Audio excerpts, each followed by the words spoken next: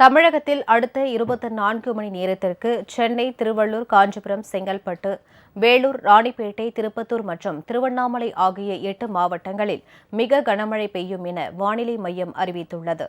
இலங்கையை ஒட்டியுள்ள வங்கக்கடலில் வளிமண்டல கீழடுக்கு சுழற்சி நிலவுவதால் தமிழகம் மற்றும் புதுவையில் அடுத்த 3 நாட்களுக்கு மழை தொடரும் என வானிலை மையத்தின் தென்மண்டல தலைவர் பாலச்சந்திரன் தெரிவித்துள்ளார். இலங்கை ஒட்டியுள்ள பகுதியில் வளிமண்டல கீழடுக்கு சுழற்சி நிலவுகிறது. மேலும் கிழக்கு திசை காற்றும் மேற்கு திசை காற்றும் சந்திக்கின்ற ஈஸ்ட் வெஸ்ட் ஷியர் ஜோன் தமிழக பகுதிகளில் நிலவுகிறது.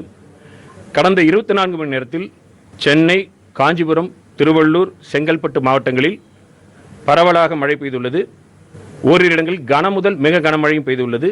அதிகபட்சமாக திருவள்ளூர் மாவட்டம் செங்குன்றத்தில் 13 சென்டிமீட்டரும், பெரம்பூரில் 12 சென்டிமீட்டர் மழையும் பதிவாகியுள்ளது. அடுத்த ஒரு 3 தினங்களை பொறுத்தவரையில் தமிழகம், புதுவை, காரைக்கால் பகுதிகளில் அநேக இடங்களில் மிதமான மழை பெய்யக்கூடும்.